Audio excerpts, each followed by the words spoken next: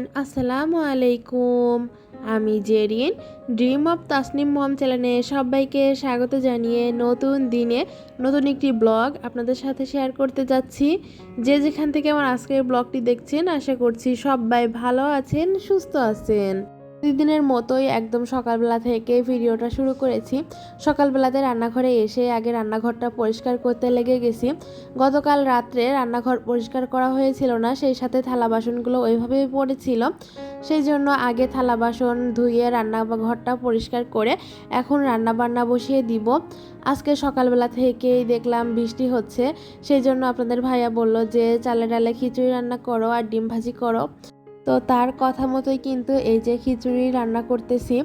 অনেক আপুদেরই দেখি যে চাল ভেজে নিয়ে কিংবা চাল ভুনে নিয়ে তারপরে খিচুড়ি রান্না করে, কিন্তু ছোটোবেলা থেকে আমি আমার আম্মু আমার শাশুড়িদের দেখি যে এইভাবে করে হাতে মেখে খিচুড়ি রান্না করে।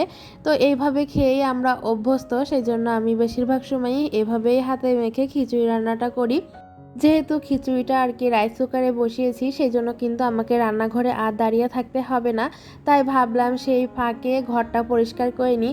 প্রতিদিন নাস্তা খাওয়ার পরে ঘরটা গুছিয়ে নিই, কিন্তু আজকে আর কি রান্নাটা বসিয়ে তারপরে ঘরটা আর কি গুছিয়ে নিচ্ছি। এদিকে বিছানাটা আমি আগেই গুছিয়ে নিয়েছিলাম ঘুম থেকে ওঠার পরে, এখন শুধু দুই একটা বাড়ি দিয়ে দিলাম আর কি ঝাড়ু দিয়ে, আর এখন ঘরটা ঝাড়ু দিয়ে দিচ্ছি।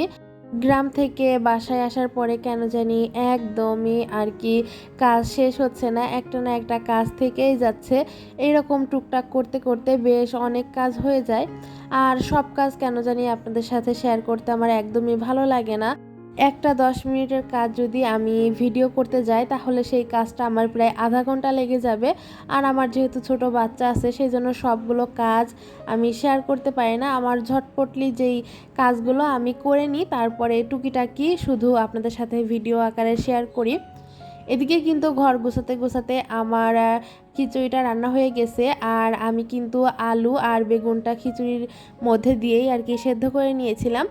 আর এখন আলু বেগুন একসাথে করে শুকনা মরিচ দিয়ে আর কাঁচা পেঁয়াজ দিয়ে ভর্তা করে নিয়েছি, সেই সাথে দুটো ডিম ভেজে নিয়েছিলাম। আপনাদের ভাইয়া আর কি টেবিলে বসে খাচ্ছে, আর এদিকে আমার মেয়েকে খাইয়ে দিতে হবে, সেই জন্য আমি আর কি নিয়ে ফ্লোরে বসেছি। আর এখন মেয়ে বলতেছে যে আমি হাত দিয়ে খাবো, তো সেই জন্য মেয়েকে হাত দিয়ে খেতে দিয়েছি, আর এইদিকে আমিও খেয়ে নিচ্ছি। আজকে কেন জানি ভিডিওতে একদমই ভয়েস দিতে ইচ্ছা করতেছিল না, কিন্তু তারপরেও আর কি করার, ভিডিওতে ভয়েস দিতে বসেছি। গ্রাম থেকে বাসায় আসার পরে প্রতিদিন ভিডিও করে আবার সেই দিনই ভিডিওতে ভয়েস দিয়ে আপলোড করতে হচ্ছে, সেই জন্য হয়তো বা কেন জানি ভিডিও করতে কিংবা ভয়েস দিতে একদমই ইচ্ছা করতেছে না। আর ভিউ না হলে কেন জানি এগুলো ভালো লাগে না। প্রায় ইউটিউবের পিছনে আজ 3টা বছর নষ্ট করে দিলাম, তারপরেও কেন জানি কিছুই হচ্ছে না। আমার ভিডিওগুলো ভালো হয় নাকি আমি বুঝতে পারি না। আপনারা একটু প্লিজ কমেন্ট করে বলবেন। আপনাদের কাছে যদি ভালো না লাগে, তাহলে ভিডিও করাই ভাবতেছি বাদ দিয়ে দিব। তো এই যে সকালের কিন্তু খাওয়া দাওয়ার পর্ব শেষ করে থালা বাসন মেজে নিয়েছি। দুপুরে আর রান্না নেই, খিচুড়িটাই একটু বেশি পরিমাণে রান্না করেছিলাম। দুপুরে আবার একটা ডিম ভাজি করে দিব, তাতেই হয়ে যাবে। আর এদিকে কাজটা শেষ করে মেয়ের জন্য একটা কেক বানাবো। মেয়ে আজ কয়েকদিন ধরেই কেক খাওয়ার বায়না করতেছে, সেই জন্য ভাবলাম মেয়ের জন্য আজকে একটা ভ্যানিলা কেক বানিয়ে দিই।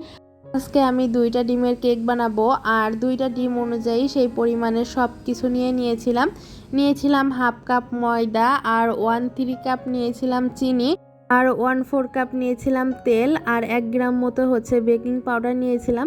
যেহেতু আমি বিটার দিয়ে বিট করতেছি, সেই জন্য কিন্তু বেকিং পাউডারটা না দিলেও চলে। আমি বেশিরভাগ সময় বেকিং পাউডারটা দেই না, কিন্তু আজকে আর কি একটু দিয়েছি।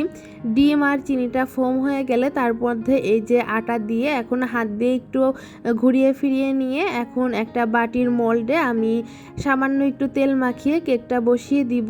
আর কেকটা কিন্তু আমি চুলায় বসাবো, আমার বাসায় কোনো ওভেনও নেই, সেই জন্য আমি চুলাতেই বেশিরভাগ সময় কেক বানিয়ে দিই। বাটির মাপে একটা কাগজ কেটে নিয়েছিলাম, আর কাগজ আর বাটিতে একটু তেল মাখিয়ে দিয়ে এখন কেকের যে ব্যাটারটা তৈরি করেছি সেটা ঢেলে দিয়ে, আর এই যে একটা কাঠি দিয়ে এভাবে ঘুরিয়ে ফিরিয়ে দিচ্ছি যাতে ভিতরে কোনো বাবল না থাকে। আর এভাবে একটু টোপ খাইয়ে দিবেন, তাতে কোনো বাবল থাকারও সম্ভাবনা থাকবে না। আর কেকটা কিন্তু আমি চুলায় এই যে এইভাবে করে বসাই পানির মধ্যে, যেভাবে আমরা পুডিংটা তৈরি করি সেম ঠিকভাবে আমি কেকটাও এভাবে বানিয়ে নিই। আমার কাছে কেন জানি এভাবে বানালেই ভালো হয়, আর বালুর উপর দিলে কেকটা বেশিরভাগ সময় আমার কাছে পুড়ে যায়, সেই জন্য আমি এভাবেই দিই। প্রায় 50 মিনিট পরে আমার কেকটা হয়ে গেছে। এখন আমি মোল্ড আউট করে নিচ্ছি।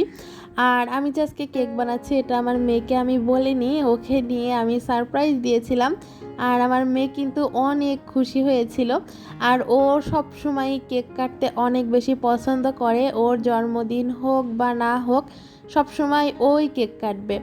আর এই যে ও কিন্তু অনেক মজা করে খেয়েছিল কেকটা, আর কেকটা খেতেও মাশাল্লাহ অনেক মজা হয়েছিল। সব কিছুর পরিমাণ ঠিক থাকলে কিন্তু কেকটা খেতে এমনিতেও মজাই হয়।